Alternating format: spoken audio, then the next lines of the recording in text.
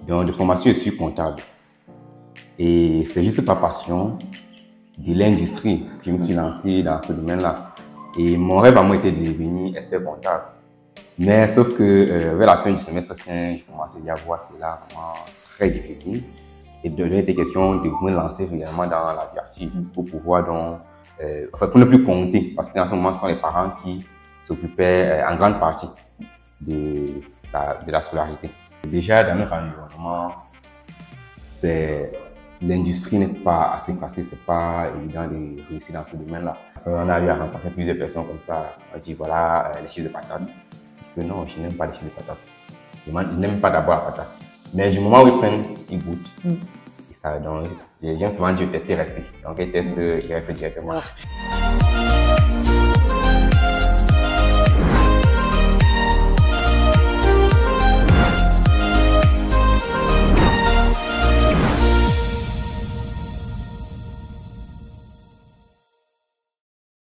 Vous le savez, chaque samedi 10h, c'est le grand rendez-vous de l'entrepreneur sur MC Business TV.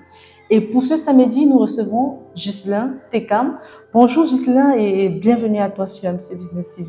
Merci bien, Élise. Avec toi, on aborde un sujet spécial, l'agroalimentaire. Mais déjà, dis-nous, comment est-ce que tu te retrouves dans ce domaine-là et pourquoi l'agroalimentaire? Alors, l'agroalimentaire, pourquoi est-ce que je me retrouve là? Déjà, nous savons très bien que quand on parle d'agroalimentaire, c'est ce qu'on mange en fait. Et ce qu'on mange, peu importe la période, on aura toujours besoin de manger. Que ce soit en période de guerre, en période, peu importe en fait, on aura toujours besoin de manger. Donc, raison pour laquelle, et quand on voit également même la croissance de la population en Afrique, c'est vraiment, parce qu'actuellement nous sommes à plus d'1,2 milliard d'habitants. Et les estimations montrent que d'ici 2030, on sera plus de 2,5 milliards d'habitants. Donc, c'est vrai que c'est un domaine où il y a la demande qui se présente en fait. Donc, c'est vrai qu'en se lançant dedans, donc, la demande est croissante, est grandissante. Alors, la demande est grandissante, mais quel est ton parcours à toi dans ce domaine-là? Mon parcours, moi, dans ce domaine, ce qu'il faut dire noter, c'est que moi, personnellement, je n'ai pas fait cette formation à l'école. Donc, de formation, je suis comptable. Et c'est juste par passion de l'industrie que je me suis lancé dans ce domaine-là. Parce qu'en 2020, quand j'ai fini avec la licence, c'était question pour moi de me lancer dans le domaine de l'entrepreneuriat. Et là, je pense donc, qu'est-ce que je peux lancer en fait, qui peut donc résoudre un problème dans la société. Et il m'est venu directement à l'esprit de lancer le projet des chips. Là, on vient plutôt l'idée de lancer des chips de plantain. Et je me dis, mais sur le marché, il y a assez de chips de plantain. Qu'est-ce qu'il faut faire pour sortir du lot? Il fallait donc innover. Et c'est où m'est venu dans l'idée de lancer les chips de pommes de terre d'abord. C'est en faisant des recherches que je tombe sur une marque de chips. C'était une marque européenne de patates. J'ai dit, mais tiens, voilà un truc assez intéressant. C'est au don où m'est venu dans cette idée de lancer plutôt les chips de patates. Surtout que ça sort donc du cadre qu'on connaît, parce que quand on dit chips, on pense directement au plantain. Il fallait donc proposer quelque chose qui est différent. Donc c'est où on a donc pensé à lancer ce magnifique produit. Mais d'où est-ce que Ghislain sort aujourd'hui avant de nous proposer cela? Est-ce qu'il a d'abord échoué? Est-ce qu'il a d'abord commencé, arrêté avant de se dire, bon là, c'est la dernière chose que je me lance, il est temps pour moi de réaliser ce projet-là? Alors, ce qu'il faut noter, c'est que déjà dans notre environnement, l'industrie n'est pas assez facile, c'est pas évident de réussir dans ce domaine-là. Ça ne veut pas dire que peut-être on est déjà arrivé, mais il y a encore du chemin. Mais ce qu'il faut noter, c'est que quand je me lance dedans, il y a eu énormément de difficultés. Parce que la première difficulté était la famille en fait. Parce que vous imaginez que la famille, vous venez de terminer avec vos études, avec la licence, et puis la famille a déjà une orientation. Il faut aller déposer des demandes, travailler dans une entreprise. C'était ça vraiment une première barrière qui était vraiment très difficile. Mais sachant déjà les conditions même de la famille, parce qu'il faut noter que c'est aussi vraiment très difficile, avec que ce soit même pour payer la pension à l'université déjà, pour finir avec le cycle de la licence, ce n'était pas du tout évident. Et mon rêve à moi était de devenir expert comptable. Mais sauf que vers la fin du semestre 5, je commençais à voir cela vraiment très difficile. Et de donner des questions de me lancer réellement dans la vie active pour pouvoir donc enfin, pour ne plus compter, parce qu'en ce moment, ce sont les parents qui s'occupaient en grande partie de la scolarité. Donc je me dis, il faut que, bon, je vais d'abord éteindre cela, ce rêve de devenir expert comptable et me fondre dans l'entrepreneuriat. Donc je me suis lancé, comme je disais, la barrière était d'abord la famille qui disait non, tu n'es pas le premier entrepreneur au Cameroun, il faut demander, déposer des demandes d'emploi, on va t'embaucher et tu vas travailler dans une structure normalement, sans te casser la tête. Donc, et là j'ai eu beaucoup de propositions. J'ai eu tellement de propositions, que ce soit pour travailler dans les structures.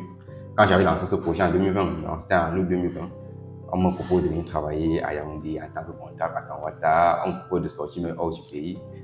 C'était suivi et tout. Mais j'ai dit qu'elle est partie au Canada, parce qu'il s'agissait du Canada. Elle est partie là-bas. Je ne connais pas encore l'environnement. Au Cameroun, je connais déjà les problèmes du Cameroun, donc il est plus facile de proposer des solutions pour essayer d'échanger mes images, que ce soit même pour solutionner mes propres problèmes, mes propres problèmes qu'il y a à ce moment-là. Également, même le problème peut-être général, économique aussi au Cameroun. Donc, je me suis lancé déjà pour moi personnellement, parce que je voyais la difficulté qui devait se présenter si je continuais dans le cycle de l'expertise comptable. Alors, vous vous lancez dans le domaine de l'agroalimentaire, mais avant, vous lâchez d'abord un peu, vous vous concentrez dans une autre activité et revenez encore. Qu'est-ce qui vous a justement motivé à revenir dans ce domaine-là? Oui, en 2020, quand je lance, bien sûr, j'ai fait ça pendant environ 5 mois. J'ai mis une pause. Et là, je me suis formé dans un autre domaine. La principale difficulté, c'était l'équipe. Parce que pour pouvoir mettre sur pied un projet et le rendre vraiment, il faut vraiment être bien entouré. Quand on n'est pas bien entouré, on ne peut pas être efficace. On ne peut pas produire des résultats vraiment percutants. C'est vrai qu'en ce moment, l'équipe n'était pas encore réellement... En fait, l'équipe était là, mais ne comprenait pas encore la vision. C'est vrai que lors même des productions, je pouvais te retrouver seul. C'est vrai que la production était beaucoup pénible. Parce qu'on ne découpe pas et puis on se met à faire frais. Donc, il y a toute une procédure qu'on suit pour pouvoir donc sortir le produit, le résultat qu'on a. Donc, il fallait découper, faire le traitement, suivre les températures. Et tout ça, c'était beaucoup pénible parce que ça pesait énormément. À un moment donné, j'ai dit, je peux tomber malade d'ici là. Et l'argent que j'ai même là ne suffit pas pour me soigner. Donc, il faut que je me lance dans une autre chose. Je mets d'abord pause, ce n'est pas pour fermer directement. Donc, je mets d'abord une pause. Je me forme un produit cosmétique, produit d'entretien, je lance cela avec le labo Univers, avec la marque Yam Univers également. Je travaille cela pendant plus d'1 an. C'est en 2022. Avec, étant dans un environnement où les gens comprenaient donc la vision du projet, était beaucoup dynamique également, visionnaire aussi. Je me suis dit, c'est le moment de ressortir le bébé. Le bébé caché. Le bébé caché. Alors, ce bébé caché, c'est justement Matanga. Quelles sont les différentes offres que Matanga nous propose? Oui, Matanga, déjà c'est la marque parce qu'il y a la société qui s'appelle Psychotrat, une société industrielle de commercialisation et de transformation des tubercules. Donc, qui en 2020 était plutôt SCTT, donc Société Camerounaise de transformation des tubercules. Donc, la société, comme je disais, c'est Psychotrat qui a donc la marque Matanga. Et la marque Matanga aujourd'hui a son premier produit, donc il s'agit donc des chips à base de patates qui sont présentés là avec les 3 saveurs. Donc, comme on le voit très bien, il y a le salé, il y a le nature et le pimenté. Et en tant qu'entrepreneur, est-ce qu'aujourd'hui, après avoir relancé ce bébé-là, Matanga, est-ce que vous faites face à des difficultés? Si oui, lesquelles? Et comment vous réussissez à gérer cela? Ok, après la relance, la principale était vraiment de parvenir à souder l'équipe. C'est ça la première, parce que, comme j'ai dit, en 2020, c'était ça la principale difficulté. Donc, on a pu résoudre ce problème-là déjà. Maintenant, la principale difficulté se présente au niveau même du financement, parce que ce n'est pas évident. Surtout que, bon, on a déjà quand même calé un ensemble de choses. On sait déjà bon, le process qu'il faut pour pouvoir mettre sur pied le projet qui est là. Donc, il y a dans les équipements qu'il faut pour pouvoir augmenter la capacité de production, parce que la demande est réelle. Donc, nous avons la demande aujourd'hui, que ce soit au Cameroun, en Afrique également, hors de l'Afrique, en Europe précisément. Parce que nous avons même il y a des stocks du côté de l'Europe. J'espère qu'il faut vraiment qu'on soit capable aussi de pouvoir donc répondre à ces besoins-là. Et quelle est l'importance que Psychotrat accorde aujourd'hui à l'innovation dans le domaine de l'agroalimentaire? Bon, à ce niveau, concernant l'innovation, déjà que Psychotrat comme j'ai défini, il s'agit des tubercules. Donc, nous avons donc pour ambition de pouvoir valoriser les tubercules de façon générale, mais également les d'autres matières premières qui sortent également dans le cadre des tubercules. Et comme vous pouvez bien le constater, quand on dit chips aujourd'hui, on pense uniquement au plantain. Mais on a voulu donc sortir du lot, comme il disait déjà, en proposant donc des chips de patates. Il y a également d'autres variétés de chips qui ont venir, que ce soit les chips de taro par exemple, les chips d'igname. On va également proposer ça. Proposer également d'autres produits qu'on ne voit pas régulièrement sur le marché. Donc voilà un peu. Donc nous sommes beaucoup dans l'innovation.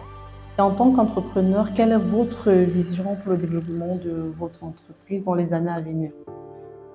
Bon, la vision, en fait, parce que nous avons pour ambition aussi d'être l'une des grandes entreprises industrielles en Afrique. Pour ne pas dire au Cameroun, parce que le Cameroun, vraiment, on ne veut pas se limiter au Cameroun. On pense à Afrique. Et pourquoi pas monde entier également. Donc, on compte également être l'une des grandes structures d'ici les 10 années à venir. Alors, qui dit ambition dit également objectif à court et à long terme. Lorsqu'on parle de Psychocrate, quels sont les objectifs à long et à court terme? Les objectifs à long terme, c'est que nous avons pour ambition, comme on parlait d'une période bien définie, 10 ans, on est au minimum 50 produits sur le marché. Et pour ça, donc, nous sommes en train de travailler dans un process où chaque année, donc ça veut dire après chaque 12 mois, on doit évaluer donc, et compter au moins 4 nouveaux produits sur le marché. Si on n'a rien fait, c'est au moins 4 nouveaux produits. Alors, quels conseils pouvez-vous donner aujourd'hui à tous ces jeunes-là qui souhaitent se lancer dans le domaine de la transformation alimentaire? Ok, bon, pour tous ces jeunes-là qui souhaitent également se lancer dans le domaine de la transformation alimentaire, c'est tout simplement de ne pas penser à faire seul. Parce que quand on pense à faire seul, le plus souvent on est limité dans nos actions également. Parce que s'il fallait qu'on fasse, qu'on s'en fait faire ce qu'on a fait de faire seul, franchement, on ne serait même pas là. Parce que nous avons donc permis à d'autres personnes de nous rejoindre dans l'aventure pour qu'on puisse donc développer Psychocrate ensemble. Aujourd'hui même, nous avons plusieurs personnes qui choisissent également d'investir dans le projet. Et on accueille ces personnes-là et puis on avance ensemble.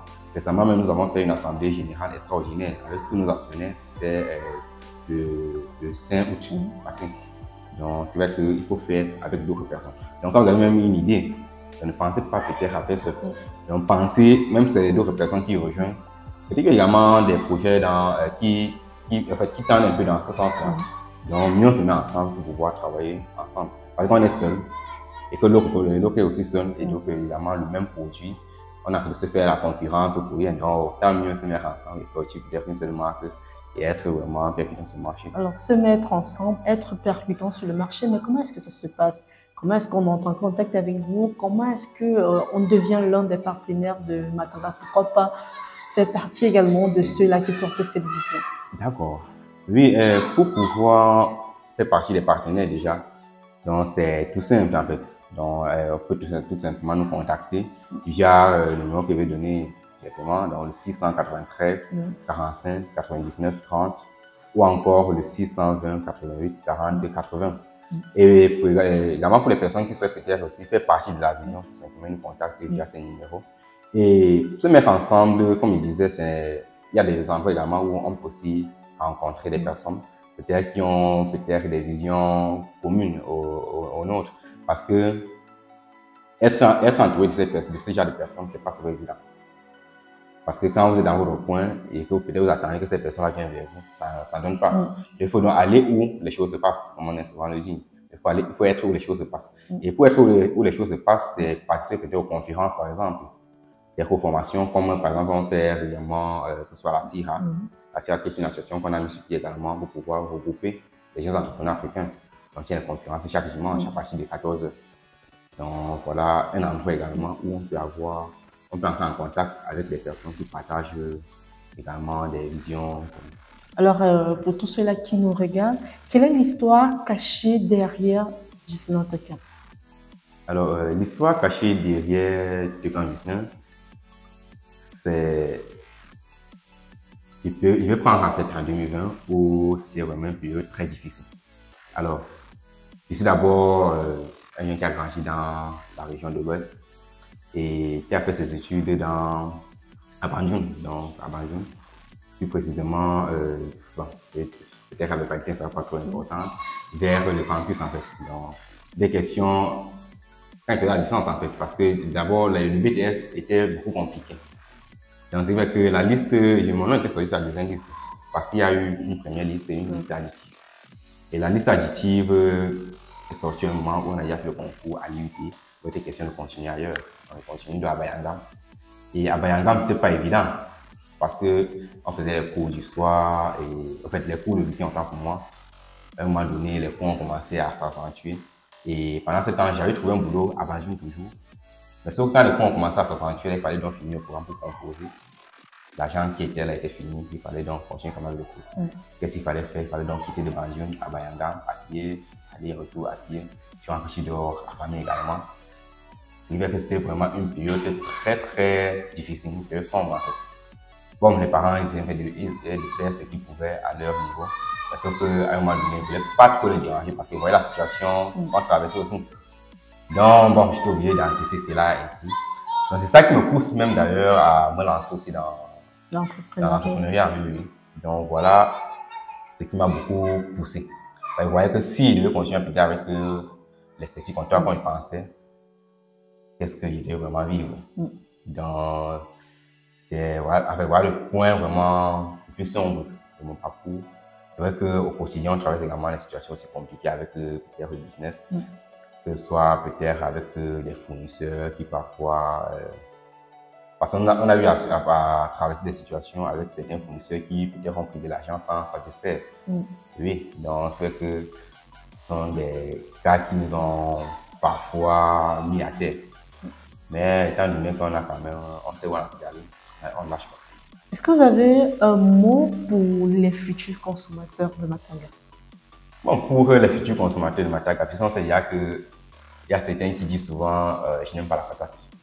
Mais c'est quand ils goûtent qu'ils s'abonnent directement. Parce qu'on a eu à rencontrer plusieurs personnes comme ça. On dit voilà les chips de patate. Je dis que non, je n'aime pas les chips de patate. Je n'aime pas d'abord la patate. Mais du moment où ils prennent, ils goûtent. Donc, les gens souvent disent tester, rester. Donc, ils testent, ils restent directement. Donc, je veux tout simplement leur dire, même s'ils viennent par curiosité, ils vont rester. Revenez par curiosité, vous allez rester. Pour terminer, est-ce que vous avez un mot pour tous ceux-là qui nous regardent aujourd'hui?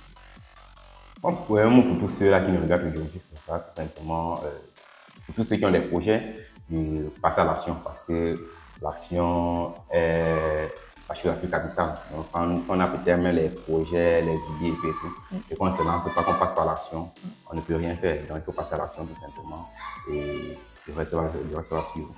Merci beaucoup d'avoir accepté notre invitation. Merci bien, Louis. Pour un séjour calme et agréable à Abidjan et à Douala, choisissez MC Home, votre nouvelle agence immobilière. Nous mettons à votre disposition des appartements meublés ultra-modernes au bord des routes principales. Bénéficiez d'un cadre sécurisé, entièrement équipé avec une couverture Internet haut débit pour un séjour inoubliable. Réservation au Cameroun, plus 237 676 05 17 87. En Côte d'Ivoire, plus 225 07 88 75 24 07. MC Home. Faites comme chez vous.